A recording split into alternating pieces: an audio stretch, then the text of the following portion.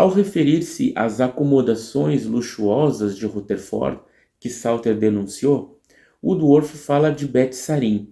Ele diz o seguinte, que ela havia sido ocupada por um dos homens mais trabalhadores do mundo, o juiz Rutherford, que não era uma cabana, mas sim um verdadeiro lar, e ninguém, exceto um Judas, se oporia à sua construção ou ocupação. Então, para o editor de The Golden Age, se opor à construção de Beth Sarin, que foi feita em 1929, né, em plena época da Grande Depressão nos Estados Unidos, onde as bolsas de valores decaíram totalmente, o dinheiro perdeu o seu valor, milhões de pessoas estavam na pobreza. Criticar isso era coisa de um Judas Iscariotes. Sobre a casa de Magdeburgo, Woodworth disse não ter certeza se havia lá um quarto para o juiz, mas que Rutherford, como Abraão, havia desistido de tudo. Aí ele fala de forma irônica, né? Então, né, o presidente desistiu de tudo, então ele não deveria ter conforto algum, mas desistir de tudo para que algum chato, ele usa essa palavra, algum chato que nunca soube o que é trabalho de verdade, pudesse dormir do meio-dia às 4 da tarde, digerindo um jantar que não mereceu. Salter foi demitido por ser infiel e preguiçoso. Defendendo ainda mais Rutherford, Clayton se refere às 12 vezes que Salter salienta a palavra presidente, inclusive em letras maiúsculas na sua carta, né? E Woodworth diz o seguinte, ele é isso mesmo, e um verdadeiro, que sabe de todos os deslizes e que fora eleito presidente. Woodworth ficou mais irritado quando Salter disse que a revista dele só falava de sangue, coisas grotescas e linguagem obscena. Salter fazia as coisas à sua maneira, que colocou divisórias no seu escritório, enquanto a mesa do Robert J. Martin era acessível a todos, né? Ninguém quer um desorganizador, dizia Woodworth. Já é um trabalho bastante difícil construir uma organização e mantê-la. Não é preciso nenhum cérebro ou coração para destruí-la. Qualquer tolo pode fazer isto. Percebam então o fanatismo de Woodworth com respeito a Salter. Ele fala essa diferença entre o Salter e o Robert Martin, porque ele disse que o Salter havia construído na volta da mesa dele divisórias, né, talvez para não ser incomodado. E o Robert Martin não, que era um dos trabalhadores lá de Betel e que era um dos responsáveis pela gráfica. Sabe-se depois que o Robert Martin morreu, né, ele foi substituído pelo Nathan Orr. Woodworth continua. A literatura do reino flui da palavra de Deus através da pena do juiz Rutherford, pelas impressoras da torre de vigia e sai aos milhões de exemplares pelas mãos de servos fiéis. Percebam isso.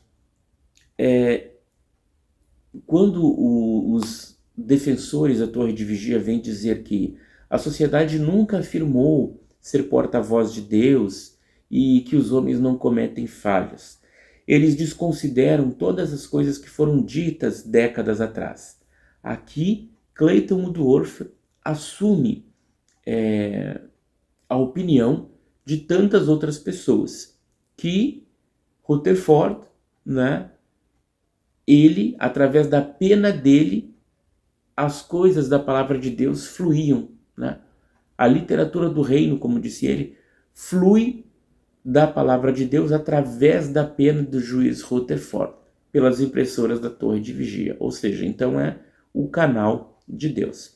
Então Woodworth disse que Salter, ele era mau o suficiente, tolo o suficiente, convencido o suficiente para dizer, na presença de outros, que está confiante de que o homem que o nomeou morrerá e será um objeto da ira de Deus no Armagedon.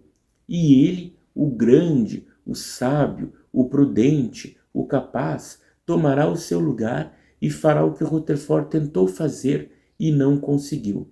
O homem precisa ser podado, diz Woodworth. Ele deve se submeter aos especialistas e deixá-los escavar sua vesícula biliar e remover sua autoestima desmedida. Aqui a gente nota mais uma crença anticientífica da época, né? Woodworth diz que deveria ser escavada a vesícula biliar de Salter para retirar a sua autoestima desmedida. Certamente ele devia pensar que a autoestima vem da vesícula, né?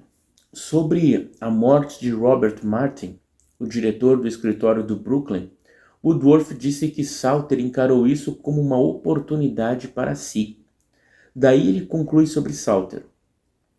Salter nunca verá o dia em que, em seu melhor momento, poderia mostrar o bom senso de Robert Martin em seu pior momento.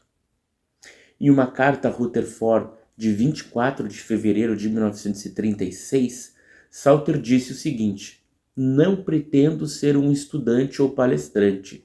Sou um sujeito podre. Nunca aspirei a nenhuma posição importante na organização.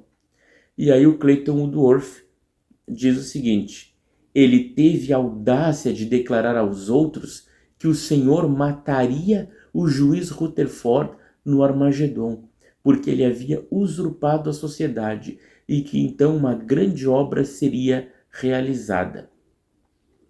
Então Woodworth estava virado no capeta, né, para responder essa carta. Ele diz ainda: uma pessoa mesquinha, uma pessoa baixa, odeia seu benfeitor, pela mesma razão que Lúcifer odiava Jeová Deus. Então, Walter Salter já foi chamado de servo mau, através das publicações, foi chamado de Acã, foi chamado de Judas e agora comparado a Lúcifer. Percebam o ódio dos membros da diretoria da Sociedade Torre de Vigia para responder à carta de Salter. Na verdade, não responderam nada, foram apenas troca de acusações. Aí ele diz o seguinte: Walter Salter disse que em 1918 o juiz Rutherford foi preso por sua própria culpa. Que mentira! Ele foi preso por ser cristão em tempo de guerra. Ele acusou a família de Bethel de ser um autoritário servo. Isso perturbou toda a equipe do escritório e não é verdade. Sobre a eleição de 1917, Clayton Woodworth afirmou que o juiz nunca votou em si mesmo em sua vida, nem jamais pediu a ninguém que votasse nele. Em 1917, o povo de Jeová em toda a terra votou que ele deveria ser seu presidente. Na verdade, o juiz Rutherford raramente comparece às reuniões anuais da sociedade. Interessante esse detalhe, né, que o Woodworth afirma, que Rutherford quase nunca aparecia nas reuniões anuais. Sobre a acusação dos carros de Rutherford, o Woodworth declarou nessa mesma edição, né, que é The Golden Age 5/5/37, que em nenhum momento os fundos da sociedade foram usados para comprar automóveis para Rutherford. Os seus carros eram sempre presentes de amigos. Esse é o que ele disse, né? Ele também diz que a sociedade comprou um carro para Salter e que este dirigia pelo país fazendo outras coisas além de servir ao Senhor. Em 15 anos, realizando trabalho idêntico em um campo muito maior, Robert Martin nunca teve um carro, nem quis. Sobre não aceitar muitos artigos da Sentinela, Woodworth diz sobre Salter: em conversas particulares e até mesmo na plataforma pública, ele desaconselhou aceitar o que está em A Sentinela como vindo do Senhor. Eram meramente explicações plausíveis. elas meramente representavam os pensamentos do juiz Rutherford sobre o assunto. Então, isso tudo são as coisas que Woodworth está salientando da carta de Walter Salter. Em um discurso público, ele descartou esses pensamentos do juiz como pensamentos de homens. E certa vez, no escritório, segurando a sentinela, ele apontou para um artigo e disse: "Isso é raciocínio infantil." Percebam, né? Como o Salter era corajoso ao denunciar aquilo que ele via que era errado, né? E o Woodworth ficava indignado com isso. Diz que um dos artigos da sentinela era puro raciocínio infantil.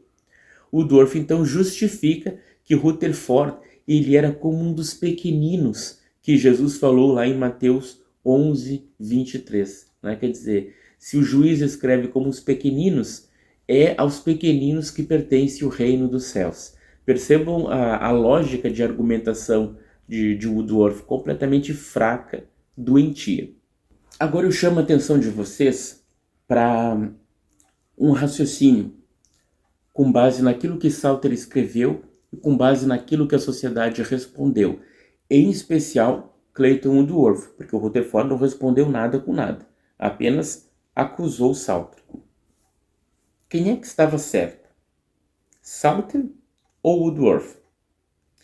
Em 1925, Rutherford havia justificado a frustração da sua profecia após 7 anos, de intensa proclamação ousada e atribuído como certezas de Deus, como uma opinião expressa. Foi apenas isso que ele falou. Rutherford foi preso por sua própria culpa em 1918. Isso era o que Salter acusava e Woodworth rebatia dizendo que não, que era por ele ter sido um cristão fiel.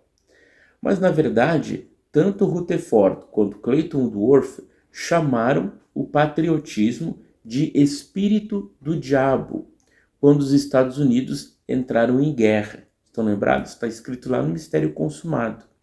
E eles chegaram a escrever na ZG, que era aquela sentinela que tinha uma versão condensada do Mistério Consumado, para que cada leitor, eles escreveram ali, na ZG, que cada leitor, após lerem a revista, deveriam enviá-la a alguém que estivesse na frente de batalha, porque os Estados Unidos naquela época já tinham entrado na Primeira Guerra Mundial. Então, a Sociedade Torre de Vigia não apenas demonizou o patriotismo, como incentivou as pessoas e os soldados a desistirem da guerra, ou seja, eles não deveriam se intrometer nisso. Então o juiz e os seus diretores, com certeza, foram presos por sua própria culpa, como Walter Salter havia falado. Salter também disse que Jeová mataria Rutherford no Armagedon por ter usurpado a sociedade. Cabe salientar que Rutherford, mesmo depois do fracasso de 1925, continuou sempre acreditando que o fim viria em seguida. Tanto que lá em 1941, poucos meses antes dele de fato morrer, ele lançou o livro Filhos. Ele desestimulava os jovens a se casarem, porque o Armagedon viria em poucos meses. Então, para Rutherford, que já estava no meio da Segunda Guerra Mundial, aquela guerra levaria ao Armagedon. E Salter disse que Jeová mataria Rutherford no Armagedon. E o que aconteceu? 5 anos depois de Salter escreveu aquilo, Rutherford tinha realmente morrido, em 8 de janeiro de 42. Embora muitos costumes e novas doutrinas de Rutherford tenham permanecido as crenças atuais das Testemunhas de Jeová, várias outras foram descartadas. A própria ordem e ódio de Clayton Woodworth contra as vacinas, ela foi logo mudada após a morte dele.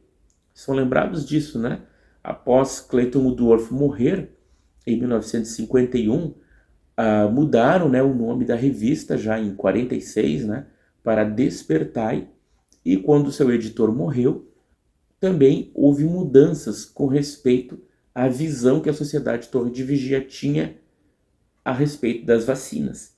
Então, dá para se entender que ela não mudou o seu ponto de vista antes em respeito ao velho e chato Clayton Woodworth, que era contra as vacinas.